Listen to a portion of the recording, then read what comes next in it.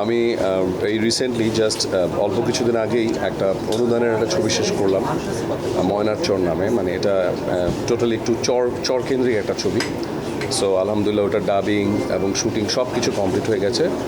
আর আমি রবীন্দ্রনাথ ঠাকুরের আরেকটা ছবি শুরু করবো অনুদানেরই। হোপফুলি এটা রমজানি শুটিং শুরু হবে।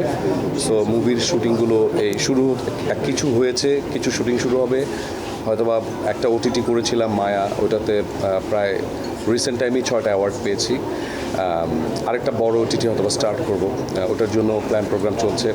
কিছু বিজ্ঞাপন অলরেডি একটা বিজ্ঞাপন শেষ করলাম, কিছু এন্ডোর্সমেন্টের কথাবার্তা হয়ে আছে, সেগুলোর শুটিং হবে এই ঈদ উপলক্ষে সামনে।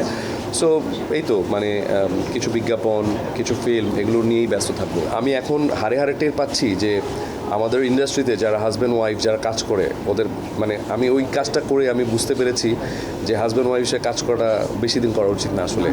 সারাক্ষণ একসাথে বসে থাকা, আবার শুটিংও একসাথে বসে থাকা really tough, really difficult. But আমার ওয়াইফ তো একদমই জীবনে অভিনয় করেনি, তো ওটা ওর জন্য প্রথম ছিল, ভুল করছিল। আর আমি দেখছিলাম যে নতুন অবস্থায় যখন আমি ছিলাম তখন আমার পুরনো কথাগুলো ভাসছিল। সো হ্যাঁ, ভালো বলেছে সবাই, আমাদের অফিস থেকেও ভালো বলেছে। প্রথম কাজ হিসাবে সবার খুব প্রশংসা পেয়েছি, ওইটা ভালো। বাট আমার মনে হয় যে হাজব্যান্ড ওয়াইফ হিসেবে যখন কন্টিনিউ কাজ করে ওটা একটু কষ্টকর আসলে। নিয়মিত কাজ করবে কি? একদমই না, ওটা জাস্ট শখ করে ওই কোম্পানি থেকে বলেছে দেখে একটা কাপল ভ্যালেন্টাইন উপলক্ষে করা, নিয়মিত করার কোনো প্ল্যানিং নাই। আর আমি চাই না আসলে সারাক্ষণ যদি বাসায় একসাথে থাকি, আবার হাজব্যান্ড ওয়াইফ যদি সারাক্ষণ শুটিংয়ে থাকি, ওটা ডিস্টার্ব আছে একটা।